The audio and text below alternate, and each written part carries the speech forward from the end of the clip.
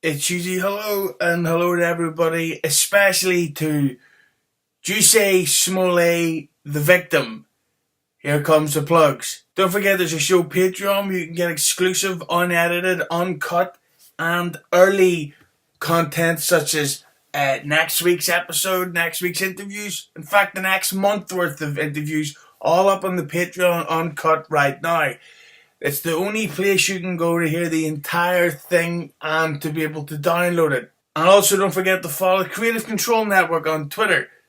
That's where you can find out all the news about all the going on with the new shows, such as the very recently added American Dirtbags podcast with the hilarious Dennis and Molly, Highway to Helms with Hurricane Shane Helms, Oh What a Rush podcast with Animal, and don't forget an honourable mention and the Boss Man show himself, The Creative Control with Joe Feeney. And don't forget, if you're listening to this on iTunes or one of your good streaming apps, go click on YouTube and find the video version where you can see how much weight I've gained throughout the process of making this episode. Or if you're watching this on YouTube, don't forget to go to iTunes, Stitcher, Google Play, whatever you want. Spotify, that's one. Go there and you can hear the special audio version, which has special extras. That's right. What do I mean by that? Well, you gotta click on it to find out what I mean. And don't forget to follow me on social media. I'm very beautiful on Instagram, and I'm hilariously controversial and racist on Twitter. And if you're a wrestling fan, don't forget to check out the Keepin It 100 official YouTube page, which is the only way you can really contact Disco Inferno or Conan. It's there. There's lots of new content being added all the time, and lots of classic clips going up as well. And the plugs are over. Okay, but we've got a real manly man episode for you. I bet everybody can't wait. We get the brilliant Ralph Garman coming on. Now, Ralph Garman, of course, is a star of Family Guy. He's also the co-host of Hollywood Babble-On with Kevin Smith, and he is the host of his own show, The Ralph Report, which is exclusive to Patreon only, but it is worth it. And then we've also got boss man Joe Feeney on to do one of my classic and infamously erotic music debate segments. This week we're debating Led Zeppelin. Have you ever heard of them? They're up and coming. But up first we've got old Blue Eyes himself, Jon Wanglund. And John's coming on and we're going to do one of our manly wrestling watch-alongs. So if you think you've got what it takes to hang with the boys, get ready and get comfortable. John, hello. Well, hey John, thank you for coming back on the podcast. It's been a long time. Man, Hughezy, it's been a hot minute, man. It's great. It's great to be back on. Can you believe how much my hair's changed since last time? I mean, I know, man. Me too. I know your beard's like out to here now, you know. I know, man. What can I say? I'm growing like this, like Duck Dynasty shit going on, man. So we've got a real classic coming up for us today. But before we get started, why don't you give yourself a nice plug? All right, everybody, hit us up at WWR Podcast on Twitter, WWRpodcast.com 2018 on Instagram, and check us out all on iTunes, Google Play, Hipcast, Wrestling with Reality Podcast, and the Creative Control Network. Today's classic, this is a real hog of a match, a real long one. Butterbing versus Bart Gunn at WrestleMania 15. Man. So get comfortable because this is going to be a while. So hit play, and he's knocked him out. So John, I had a great time watching that match with you there. Me too, man. I'll tell you, I'm glad I paid $60 years ago to watch that. Yeah. Well, why don't you give yourself a plug? Hit us up, WWRpodcast.com on Twitter and WWRpodcast.com 2018 on Instagram. Okay, thank you, John. I hope you all were able to make it the whole way through that. Up next, Joe Feeney. We're talking the top 5 of the up-and-coming band Led Zeppelin. People accuse us of being stuck in the past. Well, you're right. Joe Feeney, hello. Okay, so Joe Feeney, welcome back to the podcast. Yes, glad to be here. And we are definitely not racist. No, nothing that we just said before we started recording had any racist undertones or overtones to it. Neither one of those things. So today we're on talking about the top 5 Led Zeppelin, which was a really hard list to organize. But before we get to that, due to technical errors before, Joe Feeney, why don't you tell us what's your number 4 Guns N' Roses song of all time? Was that number 4? It was There Was a Time, right? Yeah. So There Was a Time is off Chinese Democracy, which hopefully one day I'll be doing a whole episode on with Chris Jericho. But and I'm arguing with Matt Kuhn pretty regularly on Twitter about it now because he fucking just won't listen to it. Just listen to it, dude. Why would I lie to you? But There Was a Time is the I believe it was a 6th track off the album. It leaked 2 years earlier, and there have been various versions of it. But it's pretty fucking amazing. It's the craziest Guns N' Roses song you could ever want because there's fucking hip hop beats. There's a goddamn choir. I think there's a voicemail message in the background somewhere. Like it's just fucking Axl threw everything at the wall with this one, and Buckethead fucking does one of the best solos in Guns N' Roses history towards the end of it. So yeah, that's kind of a shortened version of what we did, but yeah, I fucking love that song. And whenever anyone asks about that album and they're like, well, I'm not going to listen to it because of this, I'm like, dude, just listen to There Was a Time, listen to Better. And I rotate. Sometimes I'll tell people to listen to Sorry or, Street of Dreams or something like that. But Better and There Was a Time have been my go-to since they leaked in 06. Do you think that if GNR works on a new album, that's sort of song that Slash would be okay with, or could that just lead to more problems? Well, I would have said before that if they ever got back together, you just hear like fucking 12 Night Trains on an album, right? Like that's all they would do. Maybe something ballady. But since he played all like 8 or 9 of the songs off the record while they were touring, obviously he doesn't have a huge problem with it. And he actually had the chops to do some of the Buckethead shit. Some of it he just changed. Some of it he tried to play note for note and surprised me. So I don't think when you look at different stuff like how they evolved anyway with Estranged and stuff like Locomotive or whatever, where it's a little bit different than Appetite, obviously. I think wherever Axl wanted to go, Slash and Duff at this point will follow, and I don't think there's going to be a problem with that. They've seen how successful it can be, and I think a new record would be it's something that I think music needs badly. Whether we get it before Axl passes away, I don't know. Yeah, there's got to be something coming, but then this there's more to that Terminator 6 rumor than just us wondering out loud. Yeah.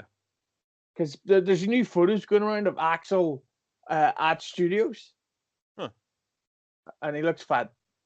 Well, there was a I happened to see something today. It was like 20 or 20 something years since they performed. Maybe it's 27 years since they did "Don't Cry in Tokyo" for some reason. Rolling Stone shared that video, and goddamn, if he wasn't 135 pounds in his fucking prime with the very teeny tiny shorts, that I'm kind of glad he's heavy. I don't have to put up with that kind of imagery anymore.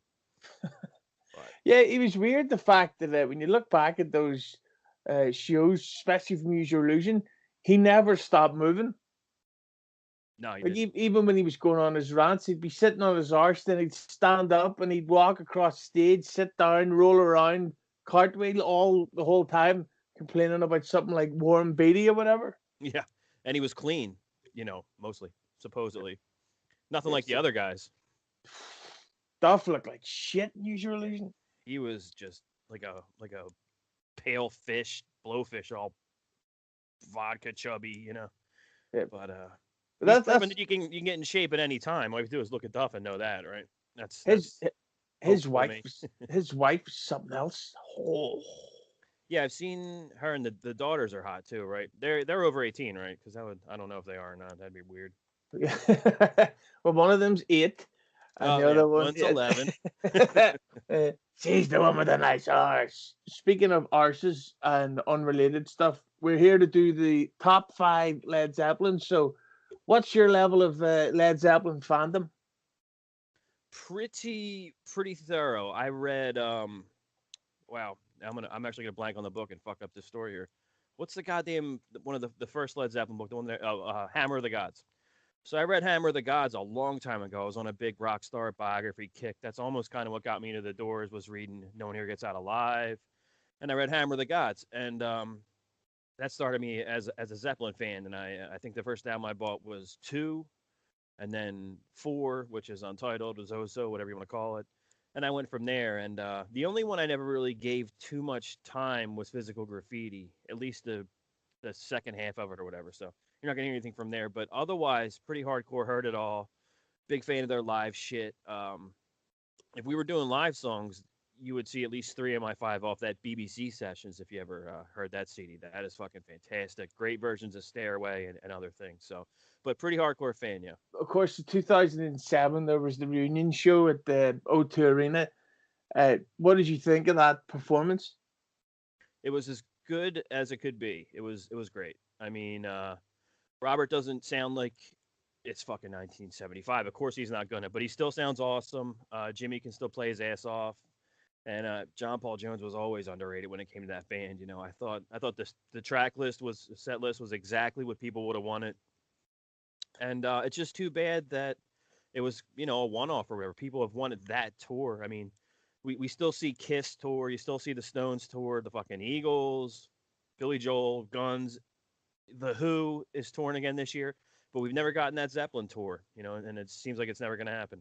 Well, based on stuff I've seen Robert Plant say, it seems like he said that because he has to be honest, a pretty good solo career going. So the way he seemed to do it was he had planned to do that album with is it Alison Krauss, I think her name was? Yeah. That he was going to do that after that reunion gig, and then do a Led Zeppelin reunion tour, but the other ones, like Jimmy Page and John Paul Jones, were complaining about having to wait again. So he just sort of said, "Well, fuck you then." Fuck you, yeah. Yeah.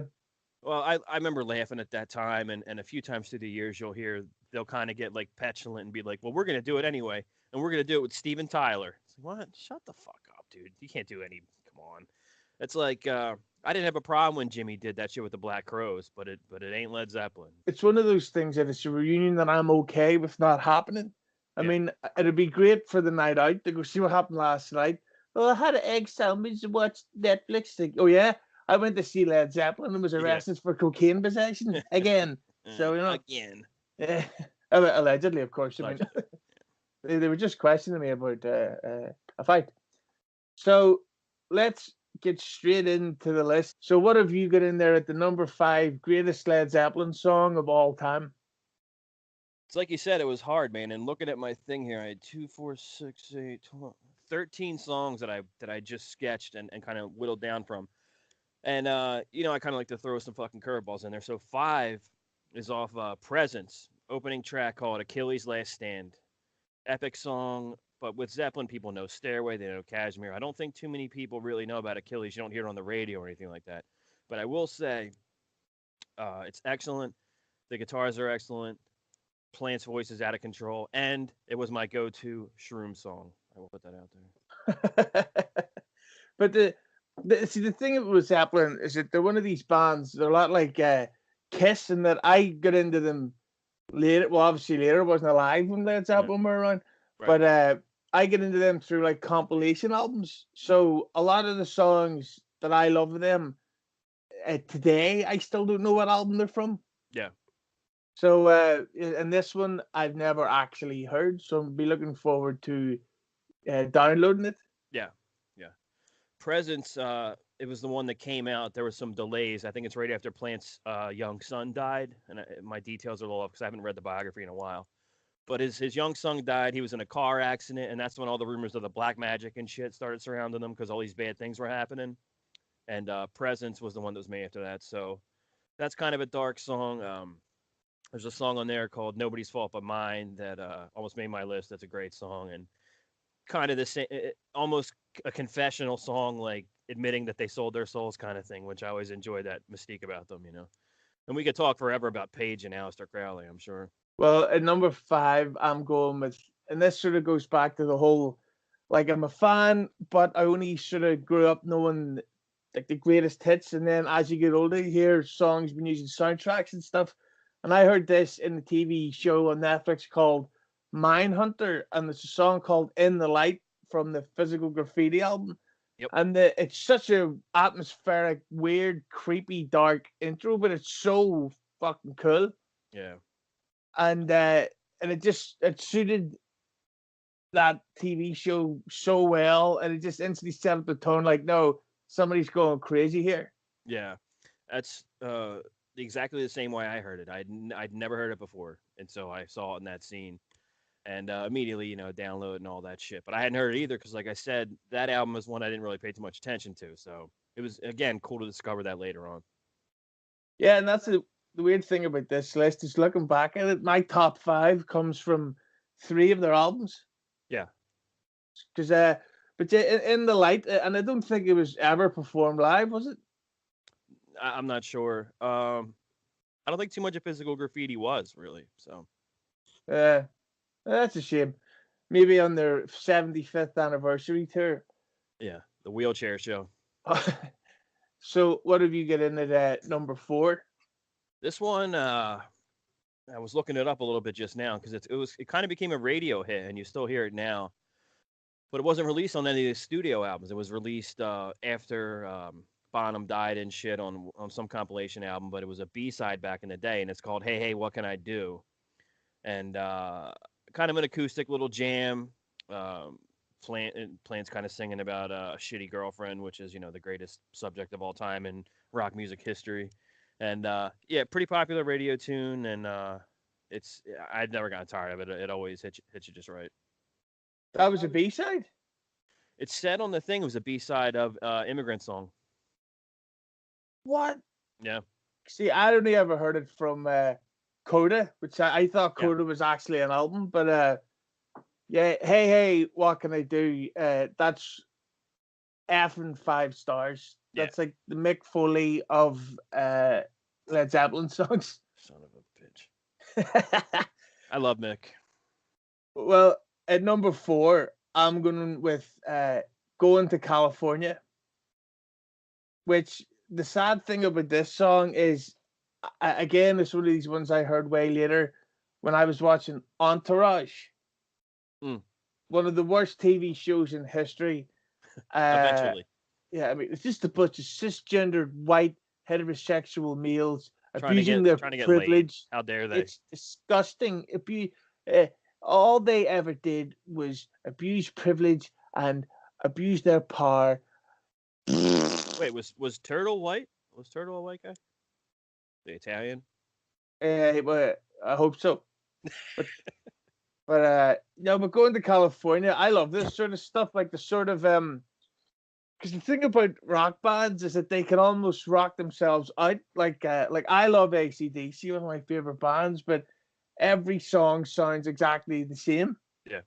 So when they get a chance to get around the campfire and smoke a peace pipe, yeah. But songs like Going to California, it's just one of those ones where you might sit back with a blended peach and tomato flavored fruit drink and just go, yes, this is the finer things in life. One of the most relaxing Trump rallies I've ever been to. I mean, the song is relaxing Trump rally. The song, like, as a younger guy that really dug the song, sorry to move my thing there, scratch my ear a little bit, it's so simple, right? He's fucking going to California. He's going to smoke all his stuff. He's going to drink all his wine. He's getting away from some broad. Boom. You're fucking 18 years old. You're like, this song's brilliant. I'm going to go to California. Fuck this. But yeah, that's true, man. Like I said, that BBC Sessions, Led Zeppelin has a great version of that song too. Yeah, I loved it from Israel. I realized I got an album of theirs years ago called How the West Was Won. It was like a stadium show they did. Mm-hmm. And I only got it for Immigrant Song and Rock and Roll. And then I never listened to the rest of the album. But then when you go back and look at it, you go, Jesus, there's so much great stuff on here. And there's a great version of Going to California on that. And in my opinion, it's a good song. Yes. And you mentioned that, and I'm looking at my list, and I'm like, fuck. I scratched off Going to California. There's some other slower ones that I wish I would have included. But fuck it. I picked my 5. That's it. There's no going back now. What have you got at number 3? 3. I threatened to make this number 1, but I fucking love this song, and that's Fool in the Rain. Came off of In Through the Outdoor, which is the last studio album, technically. And when you read about the band, you read that Jimmy Page was kind of out of it at this time. So songs like Fool in the Rain and All My Love, which apparently hardcore Zeppelin fans fucking despise, was a lot of the John Paul Jones and Plant influence because Page was fucked up and he wasn't capable really of composing at the time. So he kind of just came in and said, whatever you guys want to do. Fool in the Rain's very fucking different. I didn't know it was Led Zeppelin for years Then I got into the band and I discovered, oh shit, that song I've been hearing on the radio all the time actually is Zepp. But I love Fool in the Rain. And I think it's lyrically just brilliant stuff. You know, it's funny you say that. That's why I became so into Bruce Springsteen. Like within it was like over a 48-hour period. I went from thinking, yeah, I like that Born in the SA song, to then being like, I think I've got gay feelings for Bruce Springsteen. Because it's like you know all the songs, you just don't know they're Bruce/Led Zeppelin. And then you hear it, and you go, how many songs has this guy got? I will periodically play The Wrestler by Bruce Springsteen when I'm out at a bar just to annoy one friend who's in on the joke. So, plus his cameo in No. You ever seen the One Trick Pony?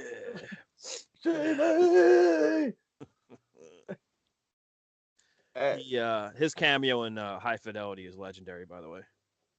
You think Bruce Springsteen's a good-looking man? Oh, just the definition of ruggedly handsome. I mean, we can all aspire to look as manly as Bruce Springsteen, and we will never get close. Yeah, after this, later on tonight, I might watch his Netflix concert special, but then I don't know if I can handle such a big boner. Yeah, you gotta at least watch it one half today, one half tomorrow. It's just Bruce overload. But yeah, regarding Fool in the Rain, this is another one I've never heard before. So I respect your opinion on it. You'll know it. But coming in at number 3 for me, also Puff Daddy's favorite Led Zeppelin song, I'm going with Kashmir. Fucking Puff Daddy. I don't think I've ever heard that. What was it called? Come with me, come to me. Yeah. No.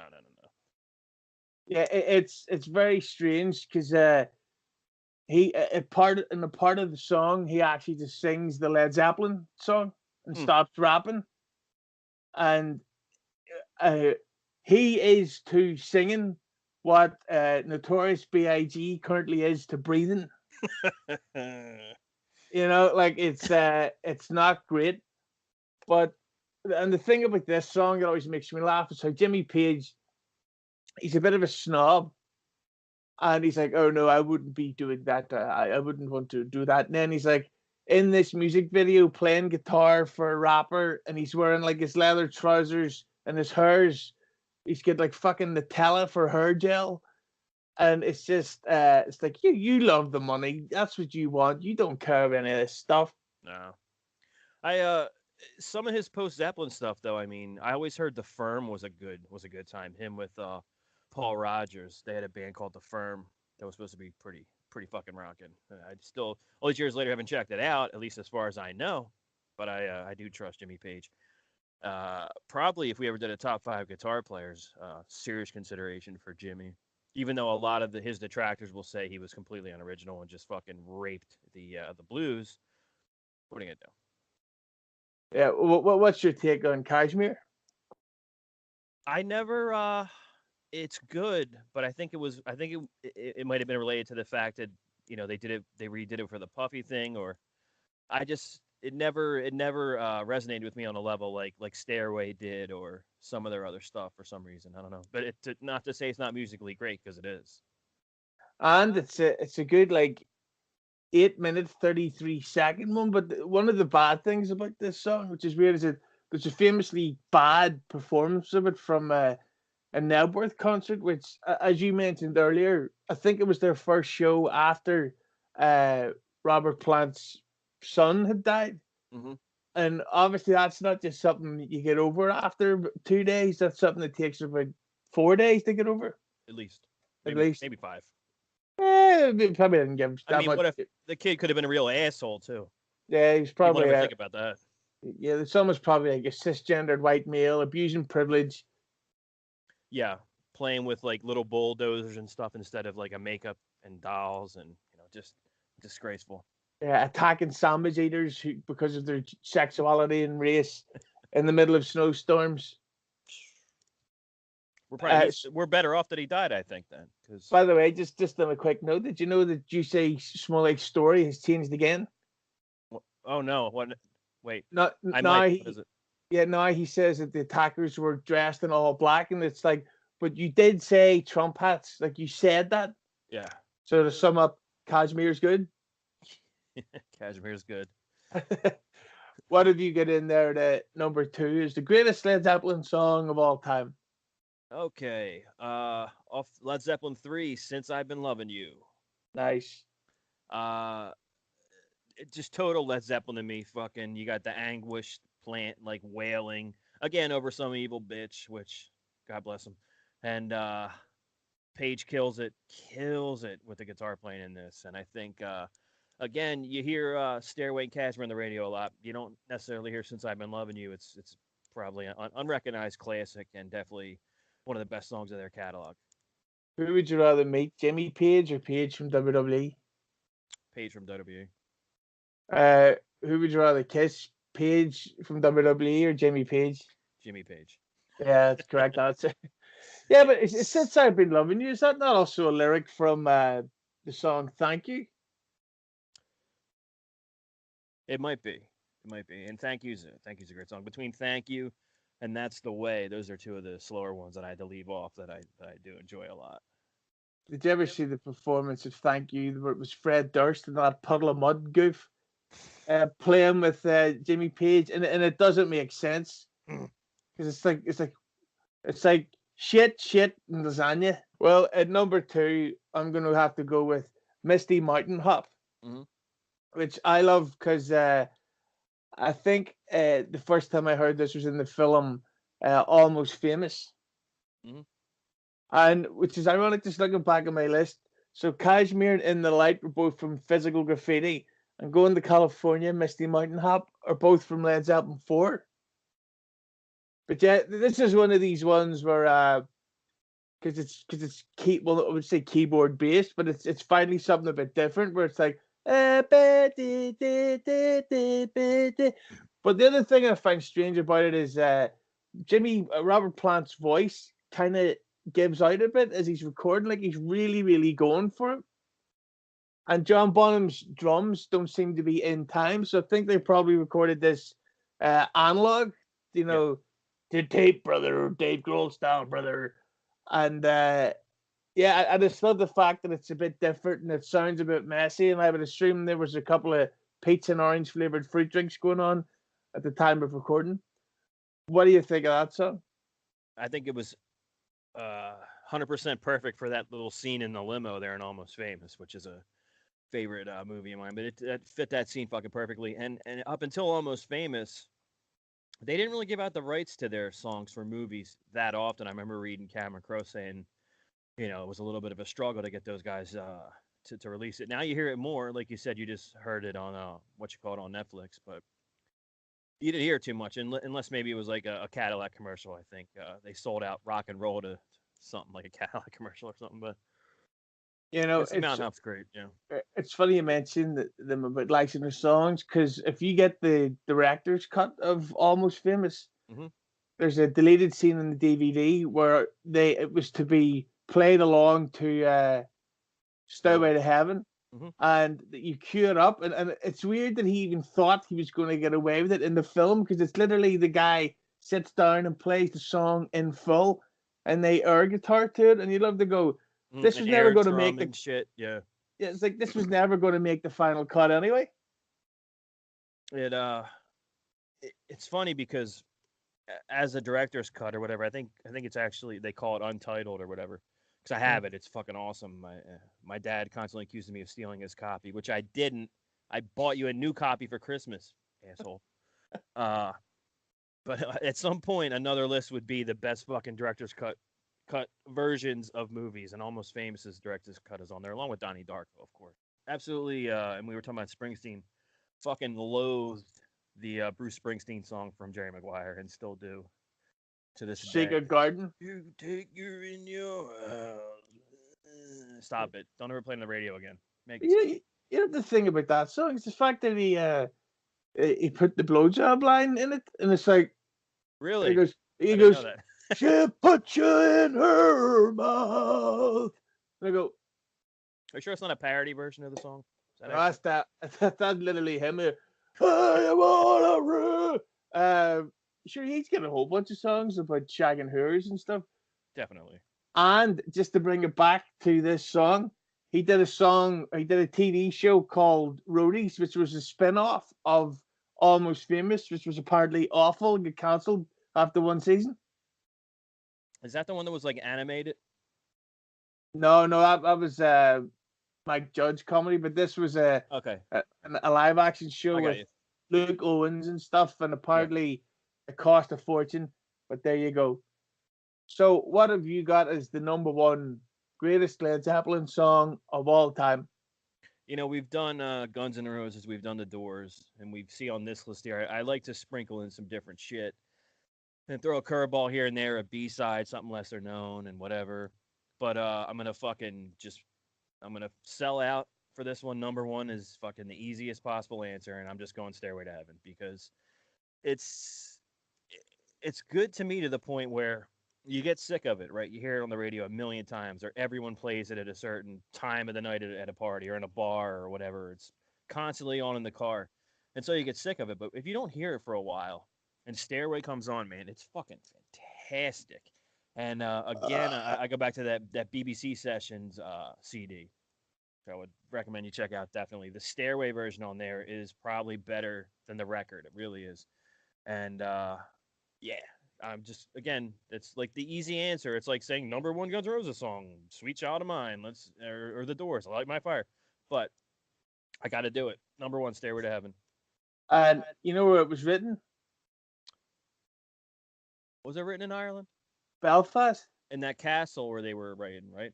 Yeah, and it was played live for the first time in the Ulster Hall, where somebody I know got in trouble there going to see Ryan Adams last year. Who was that? Who got in trouble? Some guy, very handsome, really muscular. He definitely's lost weight anyway. But that became a cliche, I think, where not everybody, but music fans are aware of that story where it's like, oh, they up and they went and they lived in a castle for 6 weeks and they wrote the album there. So now shitty bands are like, well, you know what? Let's go stay in a castle or let's go stay in a haunted mansion and that's where we're going to write the album. Well, if you're a shitty band, it doesn't matter where you write the album. It's still going to be shitty. But anyway. Yeah, it's like that goof Trent Reznor when he was recording that album with Marilyn Manson, and they recorded it in the Tate House where all the murders happened.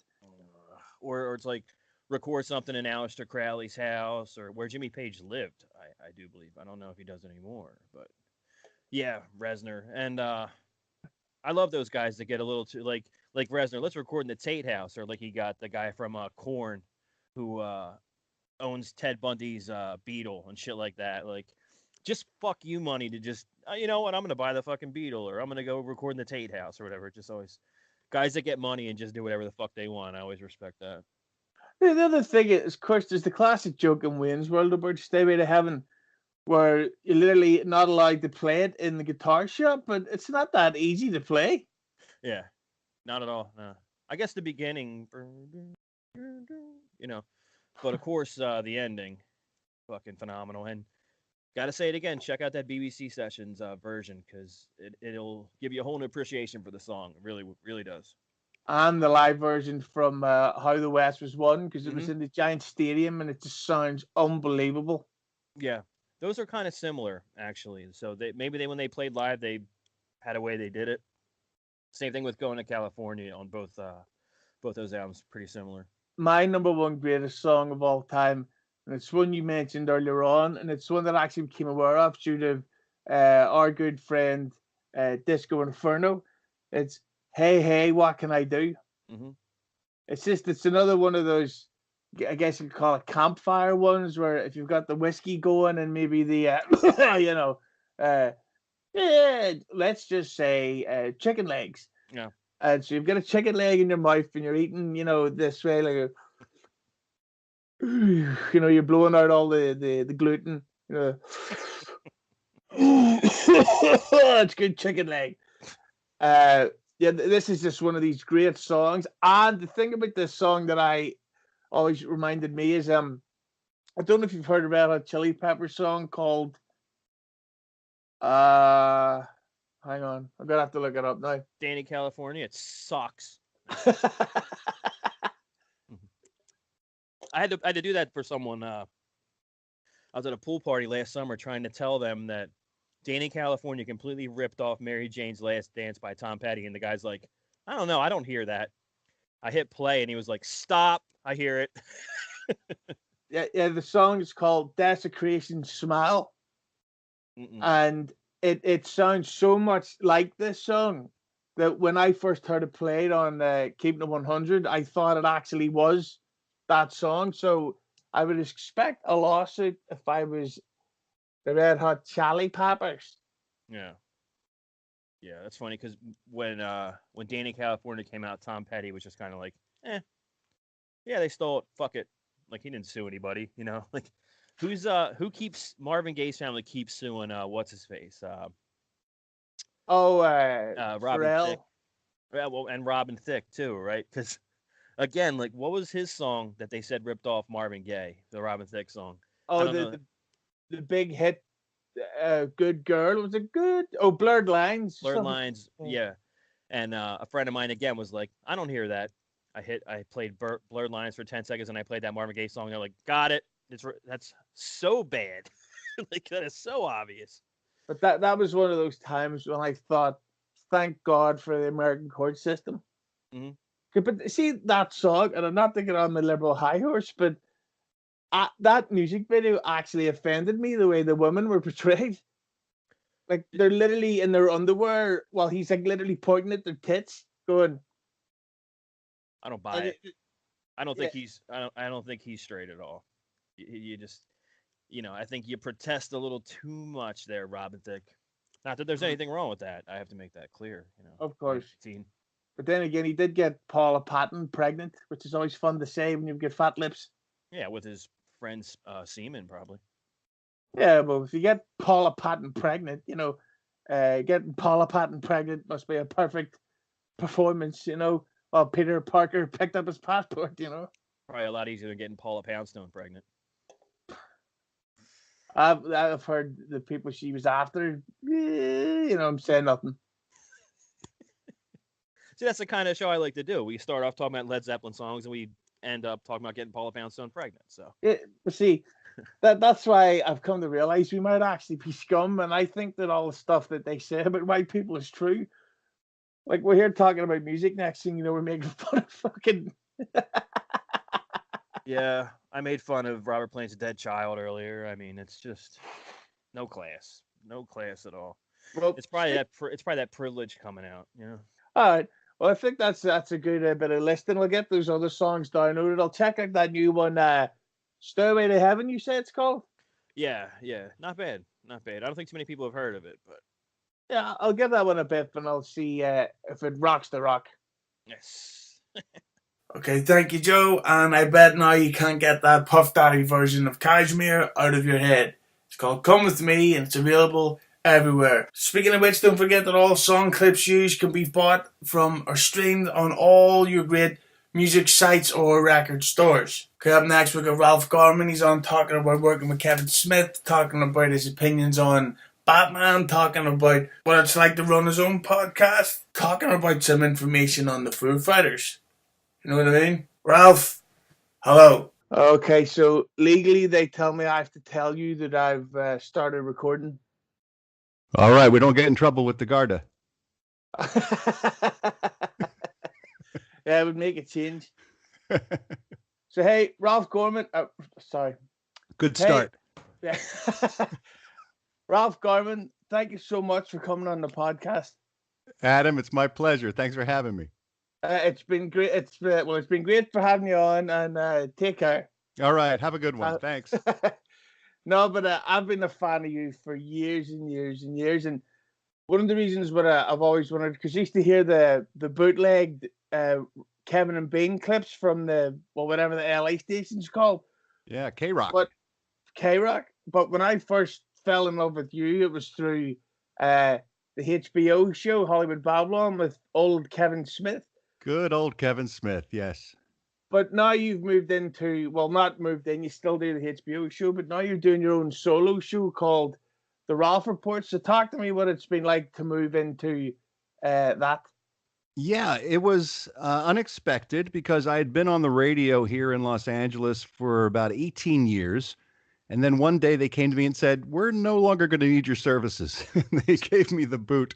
And I was like, okay, I have a small child and I've got a wife and I've got bills. How am I going to make the shift into something new? And I said, I'll just do my own show. And that's where the Ralph Report came from. It's basically a morning radio show, but I do it 5 days a week here from my home, and I do it via patreon.com. And it's very different from what I was doing on the radio, and it's different from Hollywood Babble-On with Kevin.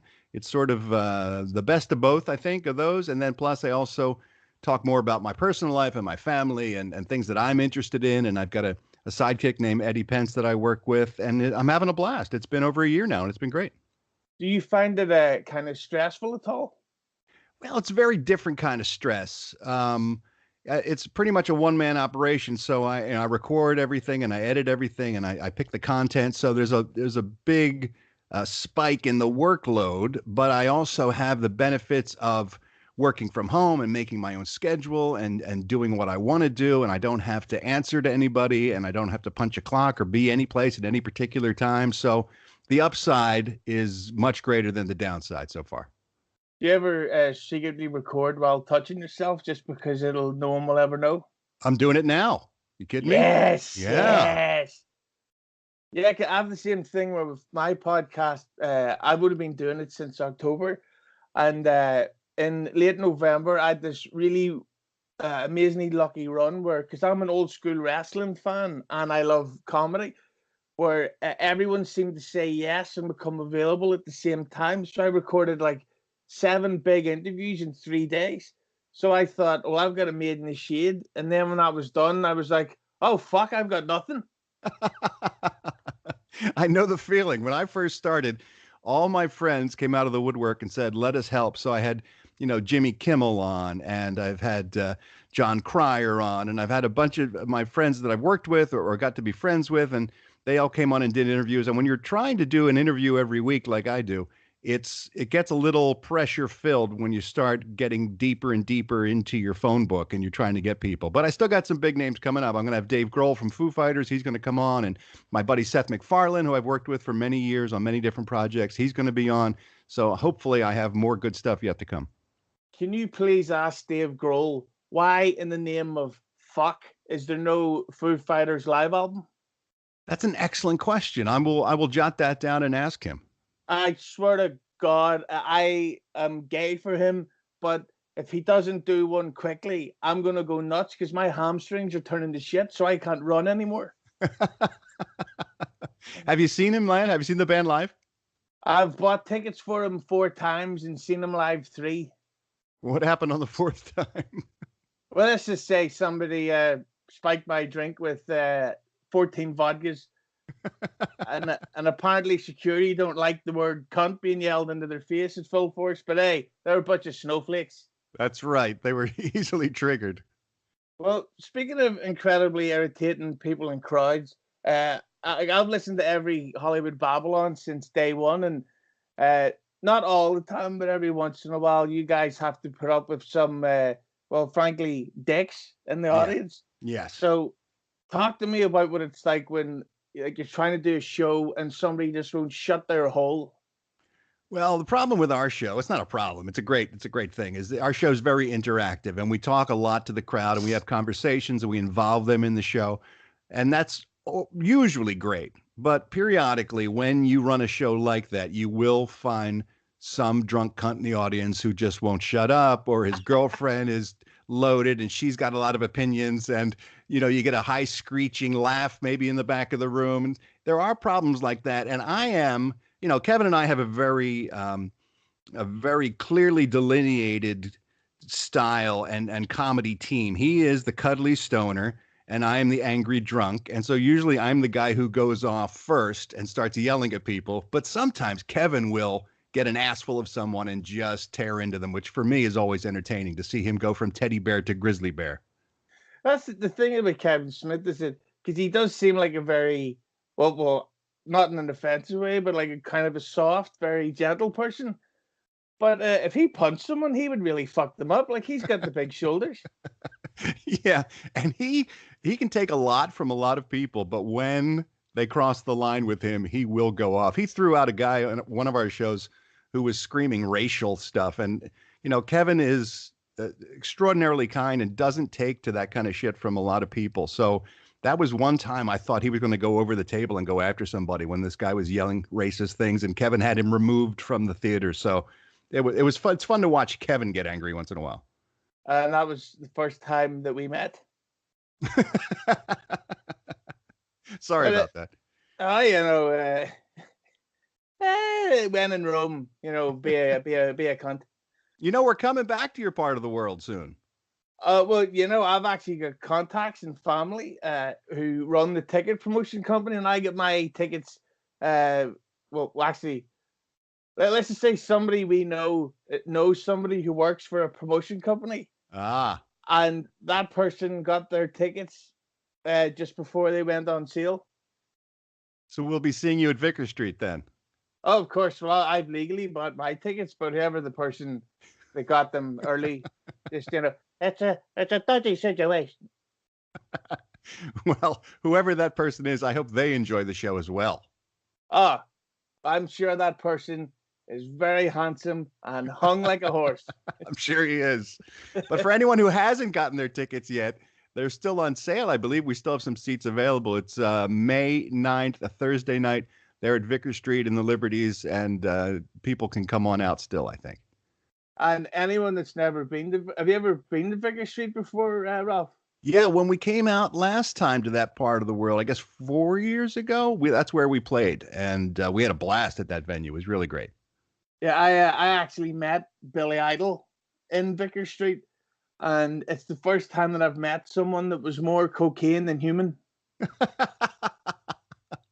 Billy is a sort of an acquaintance of mine. He's a good guy. We both had in common that at one point in our lives, we dated the adult film star Ginger Lynn. And I was talking to Billy once, and I said, Billy, it's a pleasure to meet you because, when I was dating Ginger, I used to ask her, here's a girl who's been in adult films and she's had a lot of high-profile boyfriends. And I asked her, was I the best sex that she ever had? And she said, no, it was Billy Idol. And I said that to Billy, and he said, she told me it was Charlie Sheen. So that was my interaction with Billy. Well, I don't think she'd be saying that about Charlie Sheen these days. No. She got it before the product went bad on the shelf. But by the way, have you ever noticed how Charlie Sheen talks exactly like Johnny Carson? I did not notice that, no. He's like, well, tonight in the show, we've got AIDS and Ed McMahon and cocaine and whores and winning. Hey-o! Hey-o! But let me ask you, speaking of jokes about AIDS, do you find it very hard to do comedy in such PC times? Sure. Yeah. You're always going to offend someone, and I have offended plenty of people, but I think context matters and intent matters. So if you're going out of your way to be cruel to someone, then automatically I think it's not funny. So it fails. But you have to know the context the joke was made in, and you have to know what the intent of the joke was. And so I don't worry about it too much because I'm lucky. I've got a very small but passionate audience with Hollywood Babble-On and with the Ralph Report. And even when I was on the radio, people who understand where I'm coming from and why I'm doing what I'm doing rarely get upset at what I say. It's usually some asshole who has heard something secondhand or is not familiar with my work, and they're the ones who get their chapped ass about something that I've said, and I don't worry about those people. Yeah, there was a thing we did on a recent episode. We called it the Valentine's Day party, and it was four of us manly men. And the sort of the joke of it being was that we would talk about all these right-wing subjects while love ballads were playing. But then we realized afterwards in editing, it's like we basically just spoke about right-wing subjects for half an hour. And then we're sort of like, if people don't get this joke, we're all fucked. You don't want to hear that being played out of context someplace else. No. Yeah, like the first topic was Muslims versus Scientologists. Who's better? Scientology is a big problem here in Los Angeles, man. We're going to deal with it in a big, bad way. There's so many people in the entertainment industry who are part of that cult that you can rub someone the wrong way by saying the wrong thing. So I steer away from that conversation because I'd like to have a career. Well, that's the same thing with Muslims is that if you say the wrong thing, you can end up dead. Allegedly, we're not saying that's my words, not Ralph Garman's.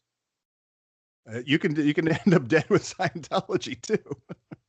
Yes, but you might get to meet the star of Gotti. That's true. You might get to take home one of John Travolta's hair pieces. I'd take it.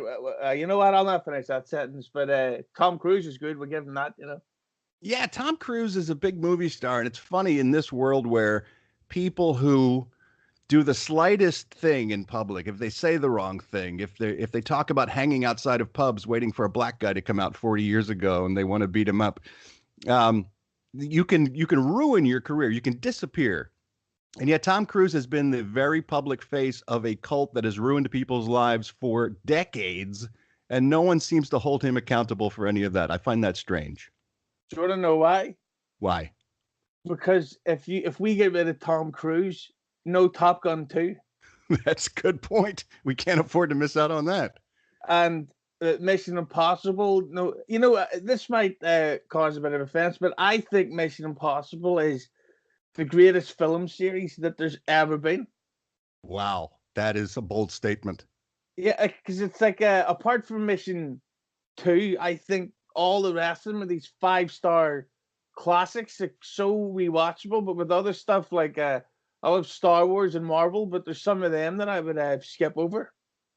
Yeah, but I mean, it's a game of numbers. If we get, there's 25 Bonds, Bond 25 is going into production. If they make 25 Mission Impossibles, there's going to be a couple of those you want to skip over to. Speaking of franchises to skip over, and we just mentioned Liam Neeson there. He's in Men in Black 4 coming out this summer. What do you think happens now with that after his scandal?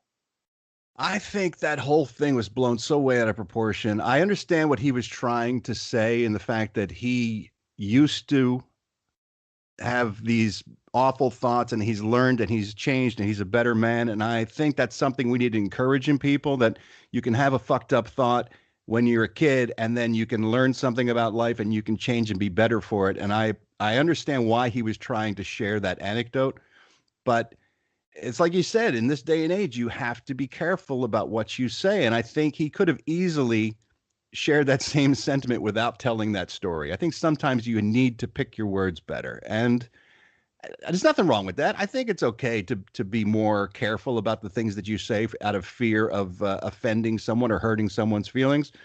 But I don't think it's going to ruin his career. I think he'll be back because he's a talented guy. And I think everyone knows, again, the intent of what he was saying was well-meaning. And he's got a dick like Godzilla's tail. Well, you know how much we loved Liam Neeson's cock on Hollywood Babble-On. You know what's so amazing? This is why I love Americans. See, nobody ever says the word cock over here. Well, you're missing out. It's great. We all call it knob here. So whenever an American says cock, it's instantly funny. It's like, I'm sorry, sir, but she was killed by a man's cock. If you go, well, it's the same way with cunt. You guys throw cunt around like it's nobody's business. You say that here in the States and they slap handcuffs on you. I throw cunt around like Hugh Hefner threw cunt around. Speaking of which, and I don't know why I said speaking of which, and one of the things you and I have in common, Ralph, is that we're both huge Batman fans. I am, a diehard Batman fan. Very specific Batman, though. I like everything pre-Keaton, more or less. Well, pretty recently there's been a lot of Batman news, and that Ben Affleck is gone. Good. And he's now supposedly been replaced by Armie Hammer. Army with an M. Lucky us. So what do you think of the chances of Armie Hammer as Batman? I like Armie Hammer. I think he's a talented guy, and he's a big strapping fellow. I think he's got the physical looks for it. I think he'll be a better Bruce Wayne than we've seen in a while, although Bale's Bruce Wayne was pretty strong.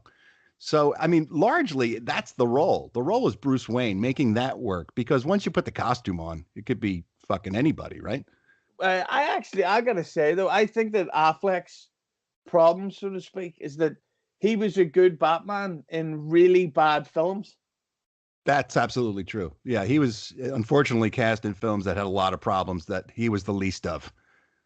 Yeah, because I just like those like, fucking hell. I actually get angry uh when I think about Justice League because I have this back injury that flares up, prolapse disc, and I went to see Justice League when it came out, and I really should have stayed in bed that day. And I thought, no, I've got to go see this. I've got to see it. And I just remember watching the film, thinking, I wish I was fucking dead.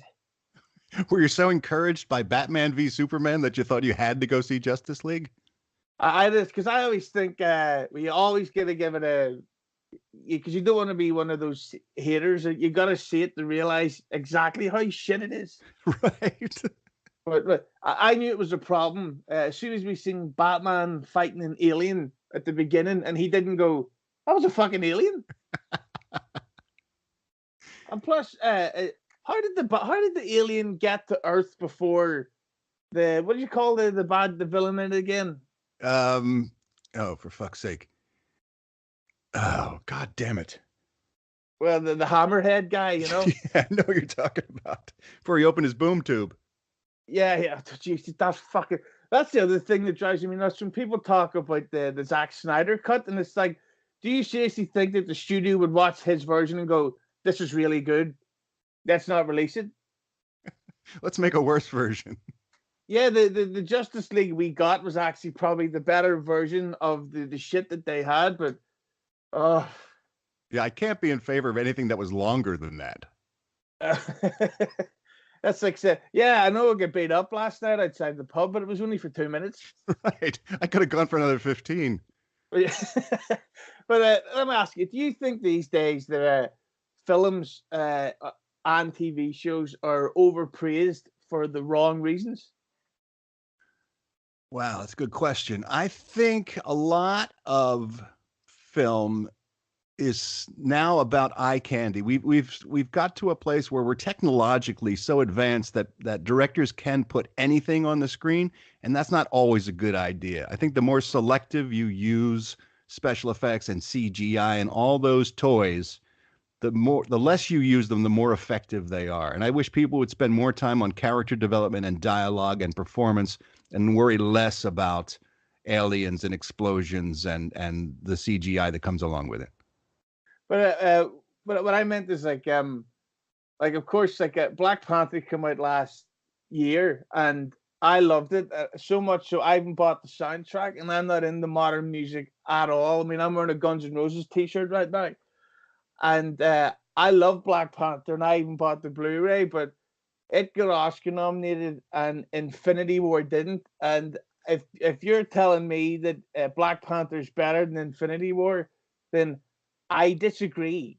Well, I mean, you have to qualify what you mean by better. I mean, what was it more satisfying as a comic book movie? Maybe not, but I think the relationships and the drama and the storyline of Black Panther was as good as I've seen in any comic book movie in a long time.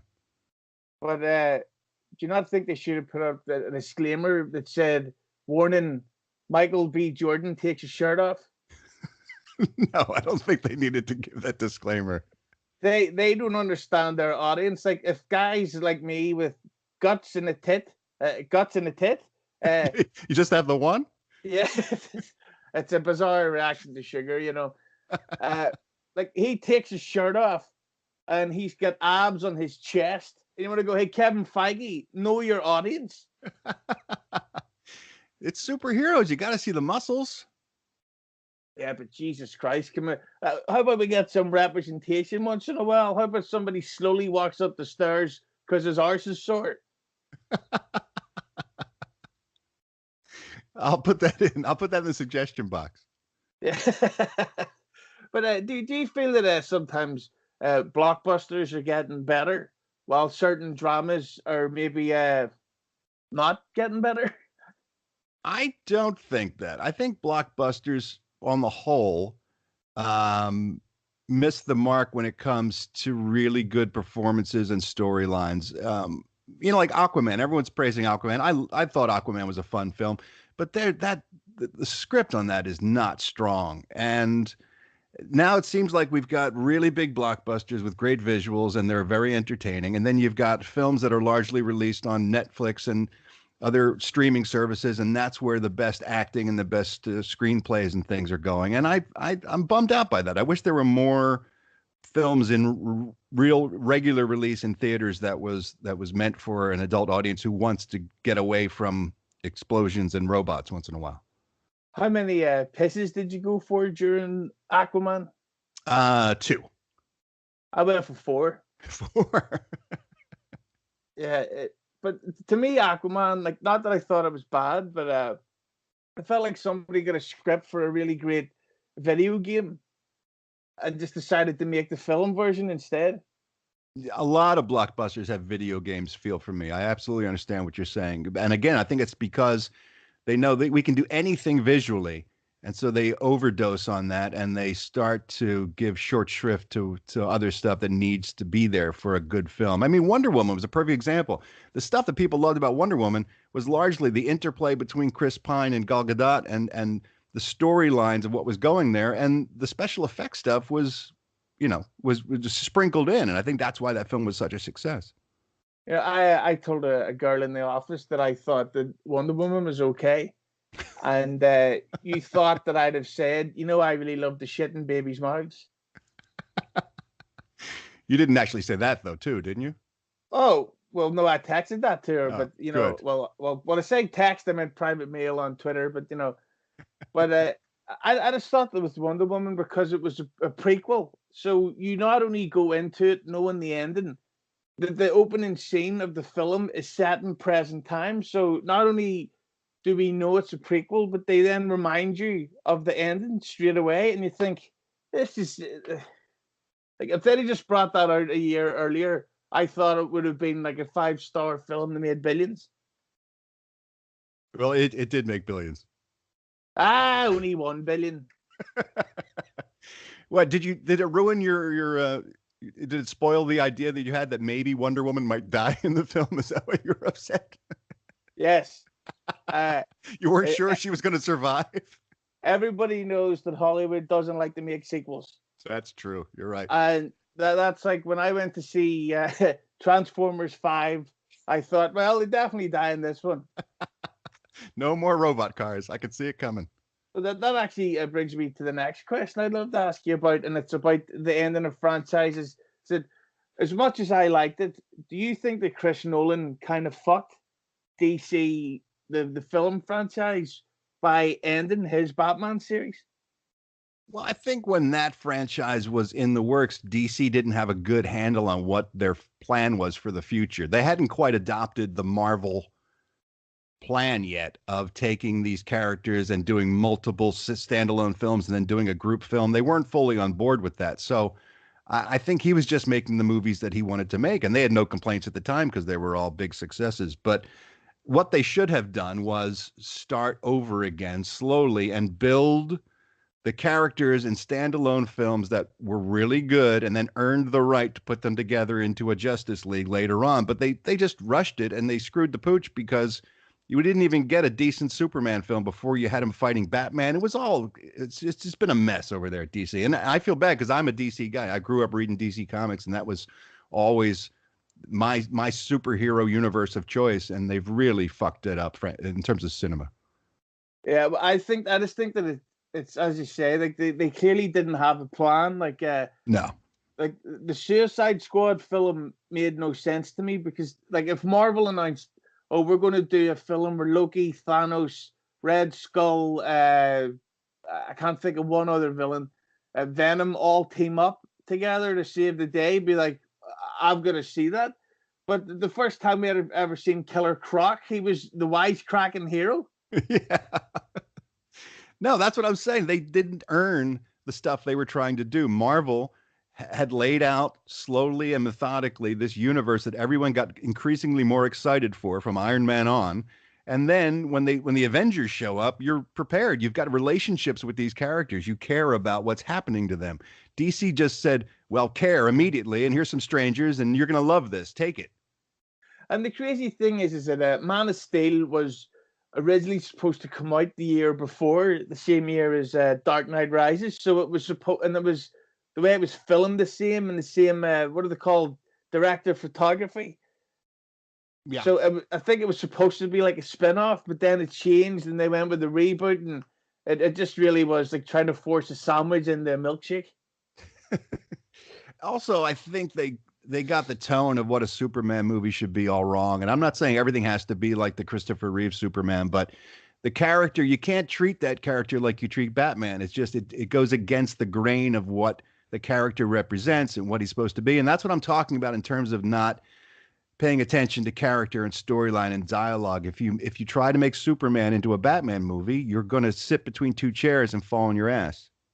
Yeah, you'd love to tap the guy on the shoulder and go, hey, are you really making a dark and gritty, realistic version about a flying alien with laser eyes? Right. It's like, you want him to be grumpy? It's like you have him fight on the surface of the sun, and then he fights an alien. That's the film. Right. Not going, do you like Pearl Jam down at the local bar? Yeah, I don't need hobo Superman walking around with a beard and a pack on his back, feeling bad for himself. And that's another one. When he ran out of the water with no shirt on, you think, come on, it's a superhero film. Think about us. But let me ask you, this is where the Disney streaming service thing. Do you think that, now I got to be honest, I'm very likely going to join it, but do you think in the grander scheme that this is a good thing or a bad thing? Both. I think it's good for creators. I think the more avenues you have to create projects, the better it is for writers and directors and actors. For the audience, I think it's going to be a very expensive proposition somewhere down the line, where if you want to see a Disney film, you got to own Disney Plus. And if you want to see, the Jurassic Park films, you have to go to the Universal streaming service, and everything will be so boutique and so fragmented that it'll be more expensive in the long run to cut the cord, as they say, rather than watching cable television or satellite. You're going to have all these different streaming services. And I think at the end of the day, it's going to be a very expensive proposition. Something's going to have to give. Yeah, because if you're into there's Hulu, there's Netflix, there's Google Play, there's Amazon Prime. If you're into like sports, there's Box Nation, UFC Fight Pass, the WWE Network. There's Apple TV starting them with the Disney thing. That's what 8 or 10 things. And if they're all costing about $10 a month, like not everybody can afford that extra 100. If that's good math. Yeah, you're going to have to pick and choose about what's important to you. And I guess that's a good thing, because you can tailor your viewing habits to specifically what you like. But I find that's limiting too. I mean, I've discovered films and television shows that I didn't even know I liked just by simply having a cable or direct TV, where I was just flipping around and I discovered something. If you don't know exactly what you like, if I go to DC Universe, I know exactly what I'm going to get, but how do I get exposed to new ideas and new projects if I don't have something that's got wider scope to it? Everything is so narrow now. If you don't know exactly what you're looking for, I mean, it's like music stores used to be. I go into a music store and I would peruse, CDs or whatever, and I would come across an artist I'd never heard of before and give it a chance. How are people getting exposed to new forms of media now if everyone knows exactly what they're buying all the time? Yeah, Meatloaf wouldn't stand a chance in 2019. It's so true. And who could live without the loaf? Well, speaking of someone who's living without the loaf, your lesser supporting co-host, shall we say, of Hollywood Babble-On, Kevin Smith, I think it was about a year ago that he had a pretty serious heart attack. Almost a year to the day. I think it's February 25th will be 1 year. Oh, I must get him a card. You should. But tell me about when that happened. Like, that scared the shit out of a lot of people, and because nobody ever thought of. Kevin Smith doesn't even have gray hair in his beard yet. So no, he's a young guy, and that I think it's an excellent point. Is that you don't have to be old to die of a heart attack. It can strike a lot of different people, a lot of different ways, and that was the most sobering thing for all of us. And I don't like the word sober ever. But it really was frightening to know that Kevin, who was a relatively young man, could be almost taken away from us because of heart disease, and it was terrifying. Absolutely, I was scared to death. Did it make you sort of get your health or food intake in check? Well, I did go and get a stress test. I got a cardiologist, and they put me up on the treadmill, and they ran some contrast through my veins to see if I had any arteries that were blocked or whatever. So I was happy to report that I was wide open and good for business. But I wouldn't have done that, I don't think, if it hadn't happened to Kevin, for sure. Yeah, I went to the doctor recently just to get a checkup, not because of Kevin Smith, but because I always think I've got heart problems. And they just said, no, good news, you don't have heart problems. You're just completely and utterly mentally insane. Well, good. At least you know. Yeah, so I smeared shit in the walls and left.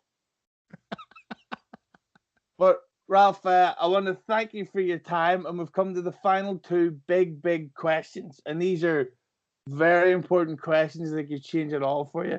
Oh boy. Here's the first. I'm sober too. I don't like to face this kind of thing without a drink in my hand, but I'll do my best. Well, that's good. It's noon there, yeah. Yeah, exactly. Who is the better band, Queen or the Beatles? Wow. I'm a big fan of both, but I just, from sheer influence on the world, I got to go with the Beatles. Ooh. That's a lot of people, pretty much everybody else says Queen. Queen's a great band, don't get me wrong, but in terms of the way they changed music as we know it, without the Beatles, there is no Queen. Without the Beatles, there isn't a lot of bands that I love now, and you have to give them credit for the fact that they were the pioneers. And I think it's like Elvis. You can't take that away from them. You know, they were the ones that created the idea of four guys playing music together. Up to that point, no one had really put that puzzle together. So I got to go with the Beatles. Do you think Elvis Costello fans ever refer to him as Elvis? I doubt it. I was just thinking about that there. What did you think of Bohemian Rhapsody? Did you like it? I loved it as a film, but as a Queen fan, it drove me insane. But at the end of the day, it was a fun film, but it was so full of shit. You mean historically? Yeah, like apparently Freddie Mercury's big problem is that he drank a lot. Yes. And it's like, well, not the horrible blood infection that killed him, but yeah, I'm not that diehard a Queen fan that I noticed a lot of those historical problems until afterwards. I started reading all the articles about it, so I was lucky when I saw it. It didn't stand out to me, but I thought it was enormously fun. I thought it was really well done. But then again, there was a Tupac film made about a year or two ago that was so factual that it was actually kind of boring because it was just like ticking the box, like here's where you meet Suge Knight, here's who goes to jail, here's the drug, all this stuff. When you're making a movie, I don't think you can be too much of a slave to the truth in terms of dates and places and people and that kind of stuff, because you're right. Sometimes to make the best film, you have to, leave that behind and just try to cobble together the best story that you can. And I thought Bohemian Rhapsody did that well. I'm interested to see this Rocket Man they're doing about Elton John. That should be interesting as well. Interesting is the word. Yes. But the final of the two big questions, and this is the all important question, Ralph. All right. And this is all your fan base, all your fan base, the success of the Ralph Report, your international tours, everything that relies on this answer. All right. The Spice Girls are back. Who is your favorite Spice Girl? Oh, Ginger, hands down, Ginger. I'm sorry, that's the incorrect answer. Oh, no. The correct answer is Baby Spice. Baby, really? Because she has a big arse. Fair enough. I will accept that correction. Well, this is Ralph. This was brilliant, and it was so great to get to meet you / talk to you. And I can't wait to meet you. And isn't it May you're coming over? Yes, May 9th. It's a Thursday night. We'll be at Vicker Street there in the Liberties, and hope everyone within the sound of my voice comes on out to the show. Is it any, what's the protocol? I'm buying you a couple of pints, couple of shots. That's mandatory. That's right there on the ticket. It's printed on the ticket that if you come, you must buy me a couple shots and a few pints. I'll see you in May. Absolutely, sir. We'll share a pint. Well, we won't share one, and we won't go back and forth with the glass, but we'll have 2 pints separately. Yeah, because I have AIDS. So well, then nope. Then there goes the sex, I guess. nope. No, That's on. All right, good. Okay, thank you, Ralph. I'm very happy with how this episode went. I just wish my face wasn't burning. I think it's something that happened earlier when I'm shaving and I'm only noticing it now. It hurts right now as I'm talking. So I'm going to go off and punch the wall in the nude. It's Hughezy. Bye-bye.